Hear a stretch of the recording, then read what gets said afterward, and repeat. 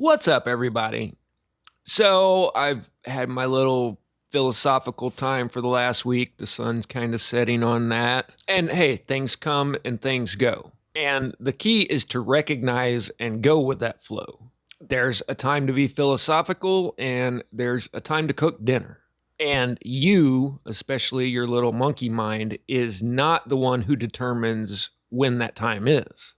Something beyond you is determining what time it is. And we'll just call that the Tao.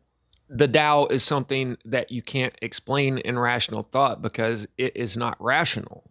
But I can give you an example of how it works. If you guys saw my last video on the analogy of the video game and life and God and source and how this all works, well, I was feeling very philosophical when thinking that through. I mean, seriously, about probably 4 or 5 nights in a row, every night I'd walk ruckus and I'd think about that. And then I'd come home, and a couple of nights I just kept running that through my head and just meditating on it. But to wake up this morning and to assume that I'm still going to be feeling philosophical today is just not understanding how this all works. It's like waking up and saying, I am going to go play the best game of golf that I've ever played in my life. But there's a hurricane outside with 90-mile-an-hour winds, just drenching rain, sleet, lightning, thunder, and there's 2 inches of water on the green. Now, do you think I'm really going to go out and play the best game of my life in those conditions?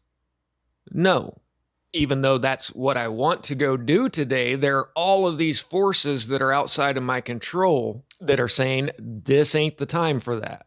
And to go against that and say, well, this is what I planned on doing today, so I'm going to go do it, is just an exercise in futility. Now, it's really easy to look out the window and decide that this isn't the time to be going to play golf. But the Tao is much more subtle about things. You can't see it or hear it or taste it, but it's there. A really simple story on that is a student one morning walks up to the master and says, Master, what should I be doing now? And the master says, well, have you had breakfast? Yes, student replies. Well, then wash your bowl. That's it. Sometimes it's just that simple. And if you can stay in that simplicity of thought and action and just stay focused on accomplishing the task at hand, then that is the Zen. So I'll talk a little bit more about that in a little bit. I want to share this story, the story of the Monkey King, one of my favorite stories. And we just covered the Ramayana, where really, to me, the main character in there is Hanuman, who is Shiva incarnated into a monkey form. This is Hindu mythology. And then in Chinese mythology, you have the Monkey King. So why is it that one of the main characters in these Eastern stories is a monkey? Well, let's go over the story of the Monkey King, and then I'll tell you about that. And if you guys want to just skip the story and get to the philosophical part, then you can go to the time on the screen. But this is an awesome story, so you should check it out. They have the story of Sun Wukong, or the Monkey King. And once again, we have all these stories of destruction and chaos associated with the monkey. Sun Wukong was born with pretty much magical powers, and then he went around and studied under other masters and became more powerful, to the point where he was even whooping up on all the gods in heaven. So the Monkey King created chaos in the skies. Not even the heavenly warriors could defeat him. With the help of Lao Tzu and the god Erlang Shen, the best generals in heaven, the Monkey King was finally captured, but nothing could hurt him.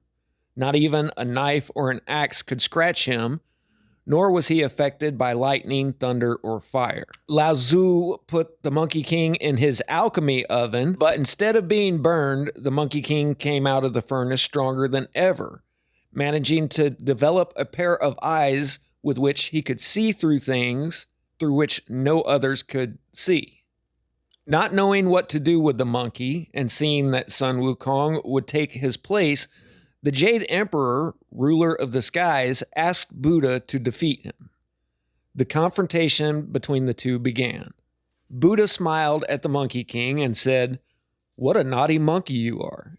You have no master, and you have not gone through the proper steps of knowledge. How dare you try to take the powers of the Jade Emperor? The Monkey King replied, I can shapeshift in 72 forms. I'm immortal, and I can use the clouds to travel 28,000 miles in a single leap. So why can't I take the power of the Jade Emperor? The answer of the Buddha was, let's make a deal.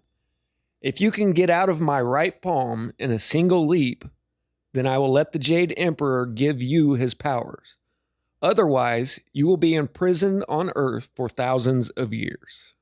Looking at the Buddha's palm, which was no larger than 30 centimeters, that's about 11 inches, so it's a huge human hand, but not like a big mountainous Buddha hand. The Monkey King smiled and said, Are you sure you can handle it? Buddha replied, Yes. Thus, the Monkey King went to the middle of the Buddha's right palm and felt that the palm was no bigger than a lotus leaf. He made a great leap and flew through the clouds. Hours passed by as he rushed through the wind over the ocean until he saw 5 giant pillars. He assumed that he had reached the end of the earth, and these were the pillars that held up heaven. By the way, if you just saw my video on the Ramayana, there's the leap of Hanuman in there with all the same qualities, flying over the ocean, jumping a great distance that nobody else was capable of. Finally, he landed at the base of one of these giant pillars. Now, one of the Monkey King's special tricks is he can pluck a hair and basically turn it into whatever he wants. So he plucks a hair and turns it into a giant paintbrush and wrote the following on a pillar. In the book, he has this big, long list of titles that he's given himself. It always starts out with the handsome Monkey King, great sage, high as heaven, of which no one is equal, and that goes on and on. So he had tagged his name on this pillar at the edge of the earth. Then he's got to tag it appropriate for the animal kingdom too, right? So he takes a P on there.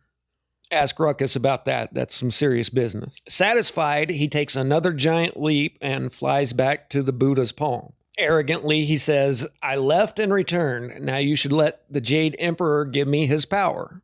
The Buddha just smiles and said, Oh, monkey, do you know you're still in my palm? The Monkey King says, Don't you know that I went to the ends of the earth and found the pillars holding up heaven, and I left my mark there? Do you dare go back with me to check? The Buddha says, I don't need to go check. Look down and you will see. Sun Wukong turns around and looks down, and he sees some writing on the Buddha's middle finger. Looking closely, it says, the handsome Monkey King, great sage, high as heaven. And he's thinking this is some kind of trick, so he goes over and smells it, and he smells the P. He says, how is this possible? I wrote these words on a pillar that supports heaven. How can it be written on your finger? No, I can't believe that. It's impossible. Then the Monkey King tried to escape from the Buddha's hand, but Buddha closed his palm and turned his 5 fingers into a mountain of the 5 elements: metal, wood, water, fire, and earth, and imprisoned the Monkey King under the mountain, where he remained for 5 centuries. Okay, so in Hinduism, you have Hanuman, and there's a famous part in the Ramayana about Hanuman's leap. He jumps with such force that he crushes the mountains, and all of the Nagas, the serpent people living inside, all come out and are spitting fire and biting the rocks. He takes off with such force that it sucks up all of the flower petals into the air, and then they fall as if stars on the burning trees. He's described as burning through the sky as if the sun were underneath him. Sheets of lightning and electrical storms, and then he jumps from building to building with his tail on fire, burning down entire cities. With Hanuman comes a litany of destruction. Now, a brief description of Sun Wukong, the Monkey King, in Journey to the West, which I highly recommend. It is a very long book, though. It is on here in audiobook form. I listened to like 8 hours of it the other day. But Sun Wukong actually starts off innocent enough. Kind of like the story of the Buddha. He sees something deceased one day and realizes his own mortality, so he tries to seek immortality. Finally, he finds a master and he wants to train under him, but all of the other students don't like him at all because he hasn't shown the proper respect. And the master's like, well, he's just a monkey. He doesn't know any better. And this repeats when he meets the Jade Emperor in the royal court, the heavenly court. Being from the jungle, how could he possibly know that he's supposed to bow down to the Jade Emperor? So we all start off with our monkey mind, innocent enough. But then he learns all of these mystical powers from the master, the 72 transformations, and all of these cool tricks, how to run an army. And so he's back with his monkey peoples, and kind of just for fun, he starts training all of them in the art of war, but they're just out there with wooden swords and bamboo sticks. And he has the thought, what if the men of the valley see us up here training, or the gods in heaven see us training and think that we're actually training an army here? Well, they might take serious offense to that. So his solution to this problem is to go steal a bunch of real weapons so that they really are an army training up in the mountains. And that's really kind of the perfect analogy. And this pretty much sums me up in earlier life is, well, you might have one dumb idea, but then you can come up with a colossal F up to cover up for that one dumb idea. So now, instead of a bunch of monkeys playing with sticks, it's a viable fighting force that he is training, and then the gods in heaven do take offense. So the reason why the monkey is the main character in all of these epics is because that's where we all start out. We start out with that monkey mind. You got that voice in your head that's just chattering away all day long, just blah, blah, blah about any and every little thing possible, right? I mean, try to stop that voice in your head right now. Probably couldn't do it for that long. I go through phases, but there's been times where I've done a lot of meditation, and to get that voice to shut up for 10 whole seconds is a monumental achievement. Trust me. And what I was getting at in this video with the diagram up on the screen is that voice in your mind is not the true you. That is just the ego wanting you to think that it's in control. But that is just the monkey mind, and it needs to be tamed. Now, what is the defining quality of the monkeys in the two stories that I've just referenced? Destruction. We are actually beings of incredible power. We have the power to manifest good in the world or the power to manifest bad in the world. And if you leave that monkey mind unchecked, then it's just going to leave a trail of destruction everywhere you go. So the very first lesson in any philosophy worth its salt is to tame that monkey mind. Trap it in a mountain. Do whatever you got to do. But it's a lot harder than it sounds. That monkey is capable of crushing mountains and making the stars fall from the sky. But at the same time, it's so subtle that most people never even realize it's there. They think that's the true them. Different philosophies are just different approaches to taming this monkey mind. So everybody's heard of meditation. Very few people will actually take the time to do it. So let's talk about a different method, the Zen. Some people will call this mindfulness meditation, and it's something I try to practice quite a bit. If you are in your true Zen, then you're only focusing on what it is you're doing at that very moment. This is what I used to love about surfing so much. Now I get it from motorcycle riding every once in a while, really fast. But in surfing, you're usually sitting there for 5 minutes or so waiting for a good set to come in. Then once you see a wave that you're going to go for, that's all you're focused on. And, start to finish on a wave might only be 5-6 seconds. But, this is a big wave that can toss you and run you through the washing machine. So it's something you have a lot of respect for. And once it's coming, that's all you're focused on. You're not worried about how you're going to pay the rent. You're not worried about what Susie said last night or how she said it and what she really meant. You don't have time to sit there and worry about all of these other things. You're only focused on catching that wave, or it's going to toss you and run you through the washing machine. So in that short 5 or 6 seconds, you have almost perfect Zen. You are only focused on what you're doing at that particular moment. And then, like I said, riding a bike fast on the curvy roads or going to a racetrack, you get yourself in that same situation. And it works so well because if you put yourself into that situation and you break your focus on what you're doing, then there's really bad consequences. So you are forcing yourself into this state of Zen. And even that very short break from your monkey mind can have a lot of good influence in your life. So that's one approach, but we can't always be surfing or riding bikes. Life happens. You can find your Zen in day-to-day activities, but it takes a little more work to stay in that zone. So for me, I, remodel houses, build things all day, and it definitely doesn't always work, but at times I'll get into the Zen of what I'm doing. And the most important part of all this is getting that monkey mind to stop chattering. If you can actually get it to shut up long enough, then you'll hear God, but it's very seldom we get that much of a break from ourselves. Most of the time, we are doing our thinking through that monkey mind.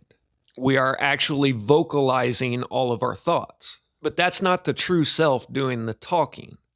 Like in my analogy, you are just the device. That's your brain. And that device is controlling your character in the game. The ego or the monkey mind is constantly pulling up different search queries and reading what's on the screen. So it's accessing the computer that is your brain and then vocalizing all of this information. But you don't have to turn thoughts into words to be able to think things through. So with me building things all day, I can have a picture in my mind of the next step and the next step and the next step without ever talking it out. So if I was disciplined enough, then I could go through the whole day without actually talking to myself. But yeah, right.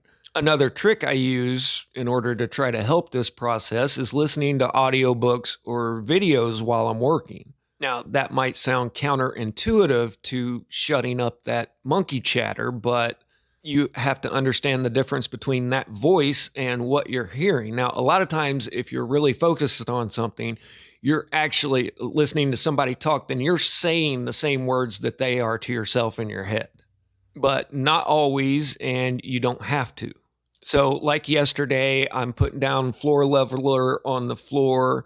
Don't really have to think about that. I'm listening to the Monkey King, and when he goes to meet the master in a cave, then I just have the picture of a cave in my head. I can process everything that's being said to me into images, and it's not the monkey chatter producing these thoughts. This is difficult too. I mean, if you can do 30 whole seconds of just rapt attention on something without interjecting anything or repeating what was just said, or just jumping off on a completely random thought, which happens all the time, you're doing pretty good. 30 seconds. The more you can stay in that zone, the better off you're going to be. Here's a story about that. One time, the student journeyed a long way to meet this master, and he gets caught out in this big storm. He's trudging through mud puddles and slipping on rocks and roots. And he finally reaches the master's house. And the master opens the door and invites him in and goes off to get him some tea and refreshments after his long journey. A while later, they're sitting there quietly. And finally, the master says, "It's quite a storm out there, huh?" And the student says, "Yep, terrible." Then the master says, "Tell me, when you came in the door, which side of the door did you set your umbrella down on?" The student got up, thanked the master for his time, and left. You guys get it? If he had been in the Zen, truly living in the moment, then even the small act of setting down the umbrella would have been done with the same care and focus as knocking on the door to get out of the rain. He remembered knocking on the door. He's been hoping for that moment for 20 miles. But as soon as the master opened the door and he was able to get in out of the rain, the brain wants to say, okay, mission accomplished. But really, it's not. Really, you're just in the next moment. And this moment is no more or less important than the one before. Not to the true self. To the monkey mind, yeah, there's great feats to be accomplished or lowly depressions. But where are those things in reality? Can you point to one for me? Nope, that was 5 seconds ago, and now's now. So the more that you can focus on this exact moment and not have that monkey mind telling you what this moment is, then the more content you're going to be. Life's not all about happiness. Though in today's materialistic world, that seems to be the highest accomplishment. But read the Buddha, you can't always be happy, and life has suffering. I've had a lot of bad times in life, but 99% of that was actually avoidable. Only 1% of that was actually painful, but then I made myself suffer the other 99% of the time. That's because it's so hard to let go of things. And I wish I had a cheap trick for you on that one, but it's just something you have to work on. But you should try my little listening technique. Just put on an audiobook or a video, this video, see how long you can actually just listen and not interrupt anything or not have your mind wander off and start wondering about what's for dinner next Tuesday. Because once you actually identify that monkey mind and all of that chatter, then you realize that it is just this unstoppable force, just about. Especially if you're angry about something or depressed about something. That's when the monkey mind is in full battle armor, ready to handle business. So you might as well not even try when you're in one of those states. But for me, it works best when actually doing physical activity. I used to hike the mountains all the time too, and that was one way that I could get that chatter to stop. I always used to say it takes me about 10 miles to realize I'm just walking. And if you understand that statement, then you understand Zen. Static out.